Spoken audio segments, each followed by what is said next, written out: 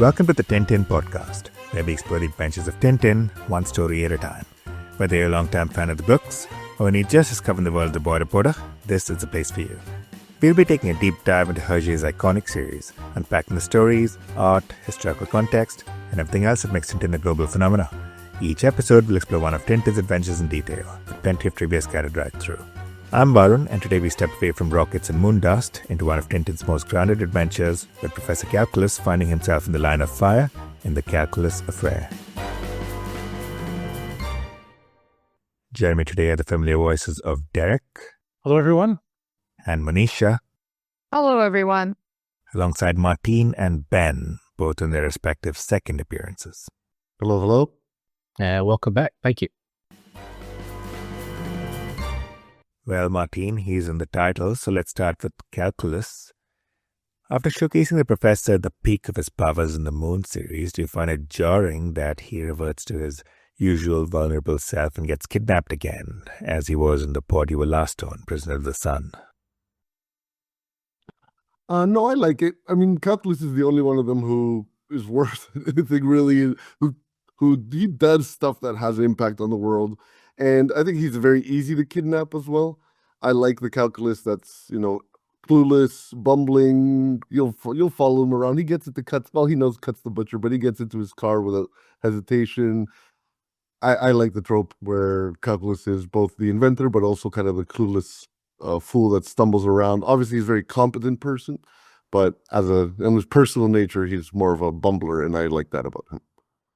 Derek?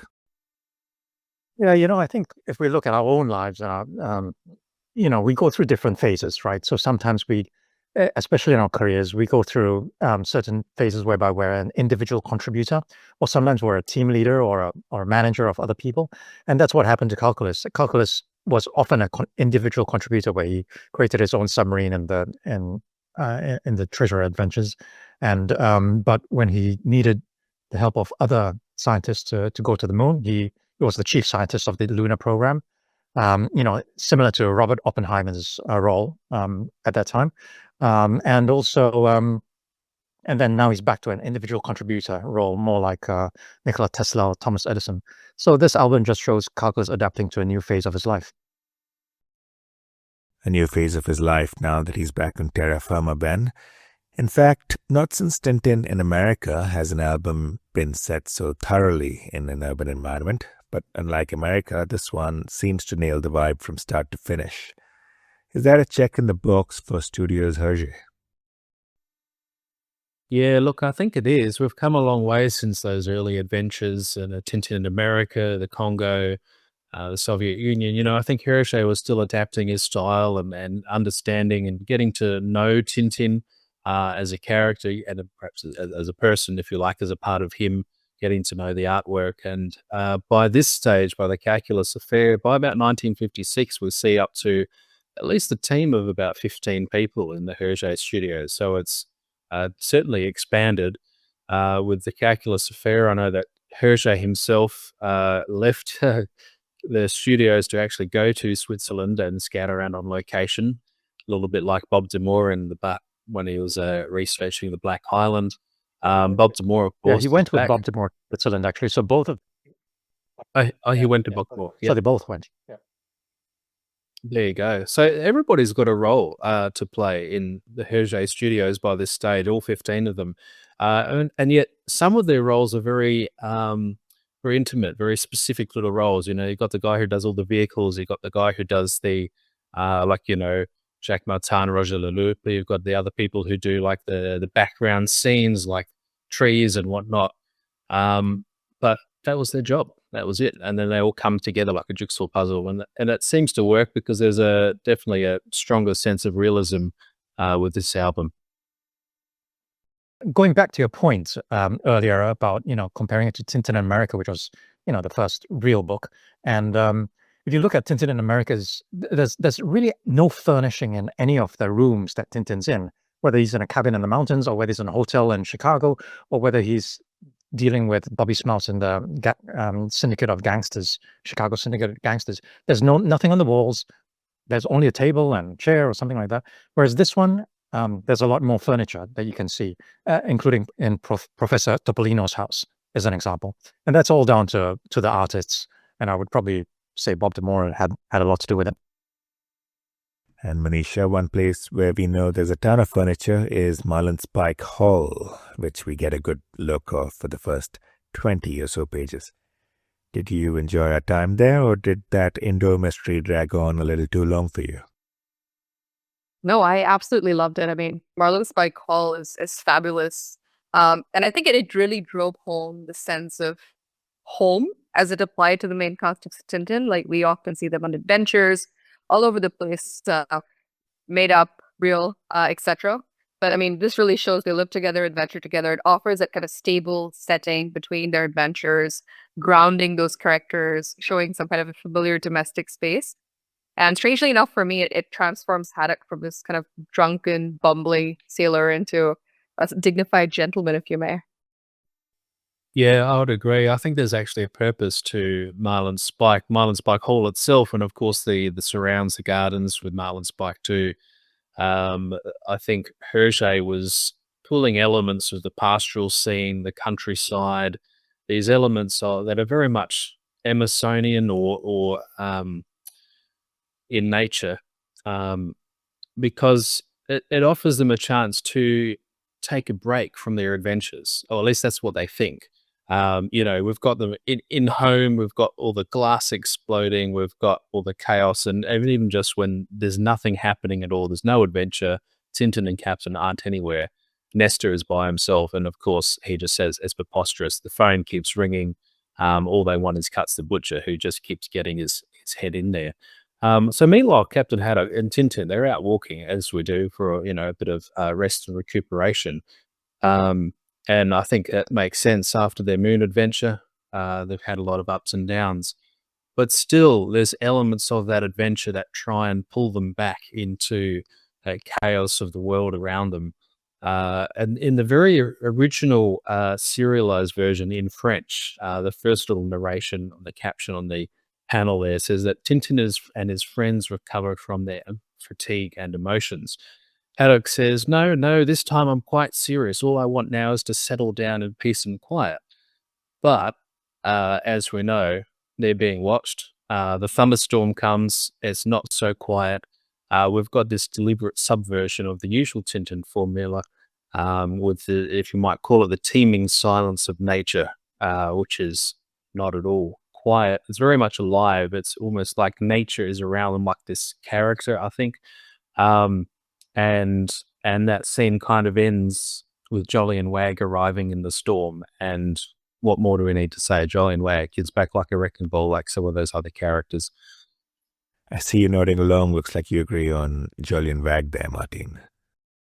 I do. Jolene gets on my nerves by design, right? He says, I'm a bit of a clown, never a dull moment with me around. Hergé has a knack for making characters that annoy Haddock specifically. Some of them I've enjoyed, some not that much. Jolene definitely annoys me. But that's the intention, right? He's supposed to be an annoying character. It's like complaining that King Joffrey from Game of Thrones was unlikable. Like, that's the intention of the character. I do get angry when he answers the phone, though, when they're in the helicopter. It's such a pivotal moment, and he's just so annoying. But as I said, that's on purpose. Cuts the Butcher, on the other hand, big fan. He's never gets angry. He always gets calls for Marlinspike likely, never seems to get angry. Picks up Calculus off the road to give him a lift. Seems like an all-around good dude. So it was Cuts the Butcher giving Calculus a ride. Yeah, it says Cuts the Butcher on the van, yeah. Interesting, I never picked up on that. Do you have anything to add on these two character introductions, Derek? Well, apparently Hergé hated salesmen, so he portrayed Mr. Wag in the unkindest of lights, really. So even the way Julian, as a presumptuous salesman, walks into Marlinspike Hall just like he owned the place, with Haddock following meekly behind, I thought that was really clever. And with regards to all the phone calls Martin was alluding to on Cuts the Butcher, for those of you who were born very late in the day and you'd never had a chance to use an analog phone before digital came on, it was very, very common in those days to have cross lines. So you would get wrong numbers and you get wrong calls. And not only that, sometimes you'd be on a call and you could hear another conversation going on somewhere else in your city or in the world. was quite amazing. But the one difference between today's phones and yesterday's phones is that the old phones sounded so much better. It was as if you were sitting right next to the person when you're talking to them. So anyway, that's a bit of a sidebar when you talk about the phones going off in with Cuts the Butcher. But it was very common in those days to have cross lines. As a 90s kid, I'll take your word for it. Though I agree on the other point that phone calls on cell phone networks today don't sound half as good as on landlines back in the day, back in the 90s at least. Anyhow, back to you, Martin, and stepping outside of Marlinspike Hall. The Cold War is well underway, with this book being penned between 54 and 56. And since we do know that Hergé isn't shy of introducing real-world elements into the book, do you like what you see? I do. I absolutely love it. I'm a big fan of espionage and detective stories, and as you said, the Cold War is already war. It's a warm Cold War already. You know, the Korean War is still going on during the early 50s. There's a lot of violence and murder attempts. They almost get run over by cars. There's a bomb that blows up and collapses their home. They get driven off a road into a river. I find that scene terrifying. It's a personal fear of my own to be in a car in a river. They're so vicious that I actually thought when the Bordurian agents give up their seats for Tintin and Hanuk, I actually thought that they were going to blow up the plane, the whole plane with all the civilians in it. That's the level of paranoia that I was getting to. So it's a time when these types of stories of espionage and detective stories, the film noir and other detective stories, are at their peak from the 40s to the 60s in film and in literature. Some famous examples would be the James Bond series of books. The first one gets published in 1952, Casino Royale. Hitchcock's most classic movies of the espionage type, Notorious, North by Northwest, Men Who Knew Too Much, are all coming out in these years. So it's definitely a genre story that is popular at that time. I think there's a lot of realism in this book as well, and from what I understand, Hergé was influenced by a number of incidents in southern England where the windscreen of various motorists were shattered. And this was at the time attributed, and probably still is, I don't know the real reason, but attributed to a nearby secret facility where experiments were taking place. So obviously there was paranoia because what readers were reading in the comic is what they were seeing in the news. So yeah.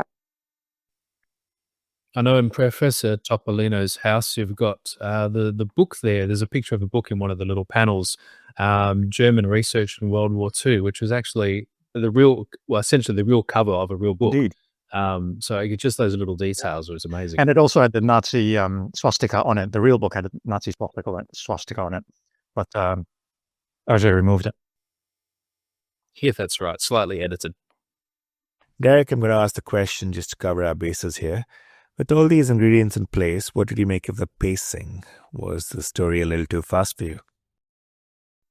Well, actually, I find all Tintin albums quite fast, and I always struggle to summarize the plot of a Tintin album, and this one was no exception. But one of the things that stood out is, of course, I love cars, and I love the car chase, which spanned about 10 pages, or really the helicopter chase followed by the car chase, which spanned about 10 pages. But this one, talking about realism, Monisha was talking about realism. This one doesn't seem to be very realistic. Firstly, they pursue the bad guys across Lake Geneva from Hull in Switzerland to France in a helicopter across Lake Geneva. That's plausible. Then they land a helicopter in France, and then they run out of fuel, so they have to walk. And according to Milestone in the book, it's 5.3 kilometers to Servent. 5.3 kilometers is about an hour's walk. Then the sun rises, they arrive in Servent, and which is probably an hour later because it's 5.3 kilometers. And then they hitch a ride, and the Lancia is able to catch up with the Chrysler in which Calculus is in within a very short span of time. So I found that bit a little bit unrealistic, given the fact that they had to walk 5 kilometers before they finally got a ride. Nevertheless, Martin, we're on to book 18, and there are some reviews online, contemporary reviews, that point out that the exploratory side of Tintin was put on the back burner with this story. I personally don't mind it, and I think there's still a few good views, like Lake Geneva for one. Do you agree? I do. I mean, I'm on record being that I like the detective side of Tintin, and detective sides tend to be urban, right? So the Europe is urban a lot as well. So I like the urban landscapes. I don't need the big scenery that every book has. It's fantastic what it does, but not every book needs to be that way. And I really like this kind of almost film noir, Tintin following his journalistic instincts, following clues, questioning people, finding phone numbers and addresses through old school, just doing the work. And it's not the only one. Blue Lotus, Crab with Golden Claws, Seven Crystal Balls are all kind of detective stories. I would even say Castafiore Emerald is a bit of a whodunit in the bottle episode. So there's a lot of, he's done this before. It's just sometimes they're combined detective stories with these expansive landscapes, whereas this one keeps it urban and European. Not an issue for me. So yeah, I don't have too much to say about the scenery, but I think for the type of story it is, it's appropriate for it to be a mostly urban story. How about you, Manisha? Do you dig the artwork? I mean, I think the scenery is wonderful, right? It was a standalone book. I think if you think about sort of readers online and at the time, being primarily situated in Europe, the urbanization might have been a little bit familiar for them, right? It wasn't a tropical jungle or the moon, for that matter, or the bottom of the ocean that you see in some of the other books. So maybe that familiarity made it seem a bit backburnerish, but for someone who probably was not as familiar with the continent reading it, I thought it was pretty good. And pop quiz, which real world country would you call Borduria? We saw it first in King Ottokar's scepter as a Nazi-like state, and now it's a pro-communist state, while it borders Moldavia, aka Montenegro, all along. I mean, the answer could be anyone. I guess it is definitely a Balkan state, probably as close as you can get it. But it's interesting because I think it's a state that's evolved a lot across its two appearances thus far in the books. So you see it in Ottokar's scepter, of course. It's a stereotypical Eastern Bloc dictatorship. It becomes that in Calculus Affair, but it's very different from that militaristic aggressor that it was previously. So I think as Europe moved from that Nazi Germany era into the Cold War era, the country has also evolved. I think interestingly also the kind of German supplied equipment and aggressiveness that they had previously has now evolved to what can be perceived as maybe Soviet-style inefficiencies through the book. And one of the reasons I was eager to have Martin on this pod is that he has lived in this part of the world. Tell us about that and your guests on Borduria. Yeah, so I lived in the Balkans for 2 years. It was I love that part of the world. I was moving all around, but yeah, I would say that I agree with Monisha that there's been a bit of a change from how the country is shown in Ottokar to now. In Ottokar's, I wouldn't necessarily make the argument I'm about to make, but in this one, I would peg Borduria as Albania under Enver Hoxha. It's a regional state. It's a full of the Yugoslavians, which I think probably everyone will agree that Moldavia is more Yugoslavia coded. I've heard Montenegro, but let's say at least it's a greater Yugoslavian state. And it also happened to be a Stalinistic state at this time. So it really makes sense for it to be, even the flag is red and black, Albanian's colors. Another little factoid that I thought of was that the Macedonia branded cigarettes, Albania and Macedonia being neighbors, and also Macedonia is a large Albanian minority population. So it just makes a lot of sense for those to be together. The one thing, despite all the debate over which country it is, I think we can all agree that Curvy Tash is an amazing name for a dictator. And I found that the original name was Plexiglads, with a funny spelling, essentially sounding like plexiglass. I think I would have been okay with them keeping that name as well. Even the European agents, if you look at the French version, they would swear, their swear words would be plexiglas, something along those lines as well. Plexiglas. Well, I switched gears from countries to cars, and I just want to nitpick on one fine detail, that about Italian cars and drivers being the best in the world. Is that stretching the truth? Because I don't see too many Italian F1 drivers around, at least in present day, for example. Yes, Arturo de Milano, the driver with a long name, I've shortened it obviously, did say that Italian cars and drivers are the best in the world. And indeed, at that time of the decade, they probably were. The Lancia, which is what Arturo was driving, is a great car. First mass-produced V6 engine car. It won Le Mans 24 hours in its class, and also the Monte Carlo rally in the 1950s, which was a very, very prestigious rally, and still is. So that's an example. And then not only that, they had really good drivers as well. Ferrari, Alfa Romeo, and Maserati probably won about 70% of the F1 races in 1950s. And Italian drivers included Farina, the first Formula One champion, and Alberto Ascari, who's very, very famous, two F1 champions. And the car that he's driving in, the Lancia Aurelia, this beautiful car that speeds through the marketplace, is actually has a longer name, and it ends with Pininfarina. Pininfarina was a Ferrari designer whose nephew, Nino Farina, was the first F1 champion in 1950. So yes, so to summarize, Arturo de Milano says Italian cars and drivers are the best in the world. He was absolutely right. I think if you ask the same question to any Alfa Romeo driver and known as Alfistas, I think I'd definitely have to agree with you there with a passion. I'm one of them, so I know. Good stuff. Quite the ride with cars, trains, boats, helicopter, and even a tank in the story. I'm sure you want to say something about a helicopter in particular. Yeah, well, I guess that adds to another link that we see with James Bond as well, because it is the Bell 47A. The version we see in MASH was a later version that appeared in the Korean War, became a bit of a workhorse during the Korean War. The version that we see in MASH as well featured in, I think it was Thunderball, the 007 film, which matches the Cold War era here that we're dealing with, and all the spies, the espionage, and the adventure. You can even buy it as one of the Tintin collectibles now. But obviously, this is a much older version of the helicopter, which was first produced probably in about the late 1940s, the first era of the Bell 47 helicopter. Don't think any of us have jotted down any notes on the tank, which Hergé used as an escape rope to drive the story home as the pages ran out. Martin, you slashed off a crystal ball for Prisoners of the Sun for that ending. What do you have to say here? Yeah, I mean, it was a little too convenient and easy for her, but then this one has some contrivances as well, but nothing that takes me out of the story. So, I mean, the classic villain monologue. Oh, Sponge reveals everything to Castafiore. How convenient while they're in the closet. You know, I love the hilarious Red Cross costumes they pull together. The long escape that defies logic but plows through everything anyways. It works. For me, at least. They're just very lucky that the Bordurian army buys its military equipment from Acme Corp, or else they would have been blown up several times along the road. And I do want to give a special shout out to Castafiore for Castafiore. Castafiore is an Arsenal player. I have it on my mind. The season's starting soon. I want to give a special shout out to Castafiore for being cold as ice.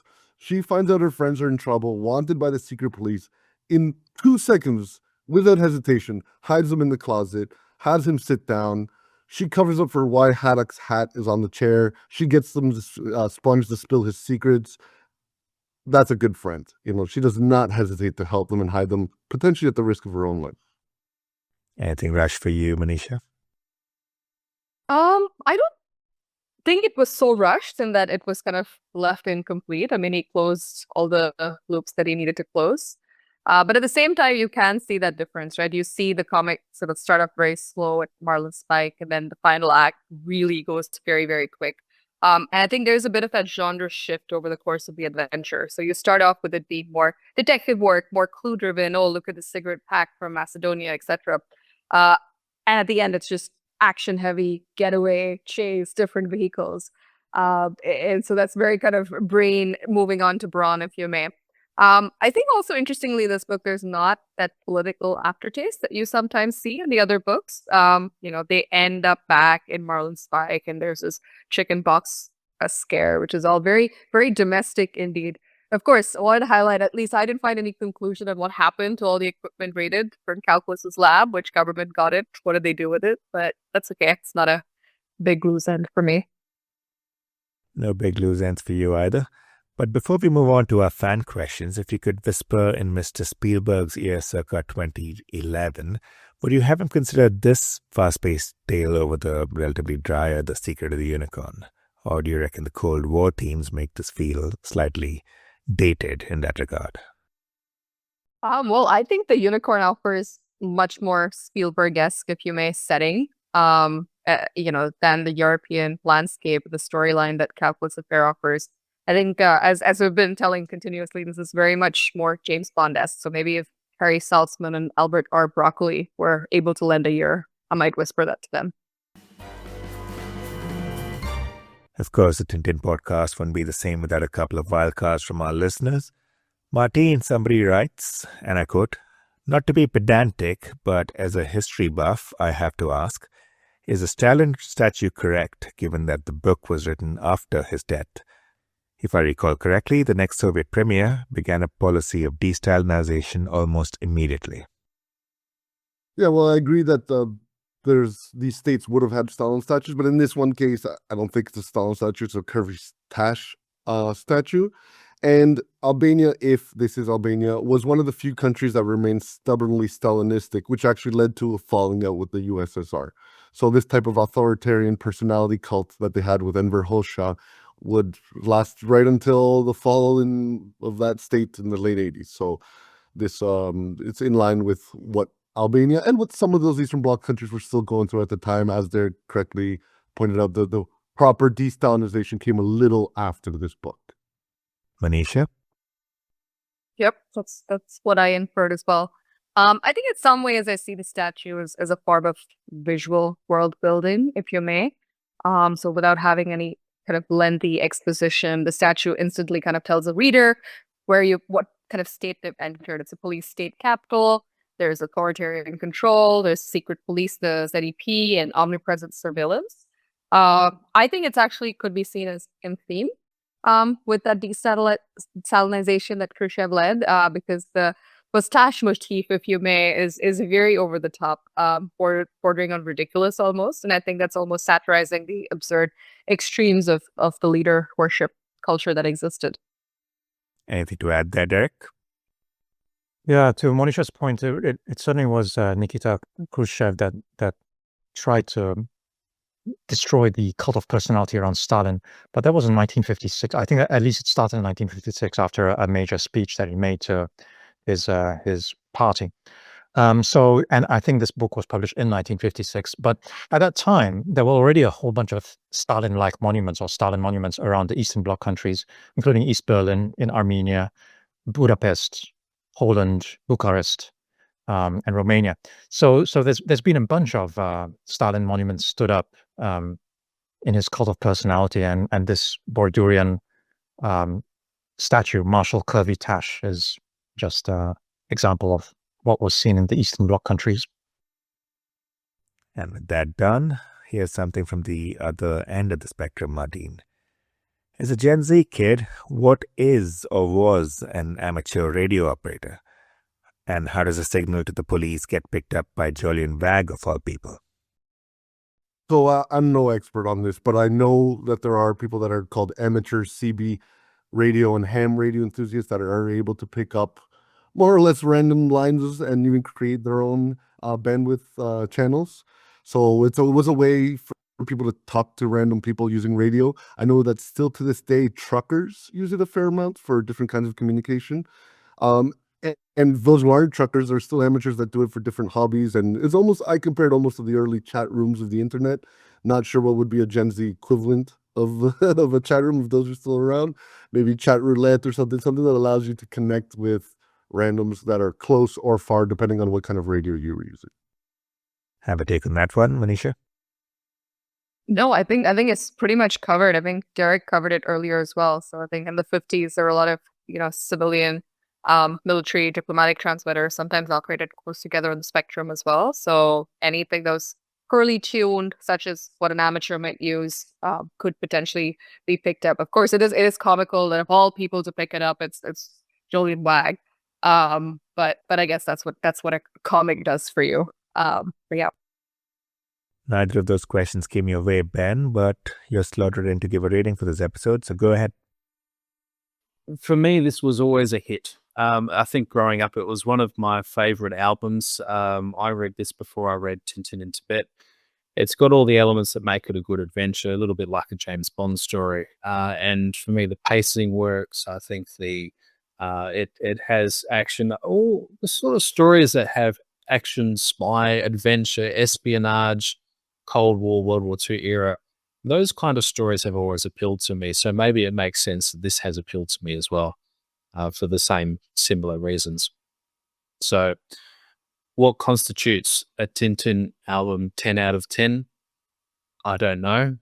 But But out of the 7 crystal balls, shall we go definitely a 6? What makes it a 7? I'll let the fans figure that one out. Yep, and while fans have crystal balls of their own, that's a wrap on the Calculus Affair. From shattered windows to frantic chases across Europe, this single-part thriller harks back to an era of Tintin where every page counts. Next up, we're taking a short detour from the main album for another special episode on the underrated characters in the Tintin world. Thanks for tuning in, and don't forget to like, share, and subscribe as we continue our journey with the Tintin podcast.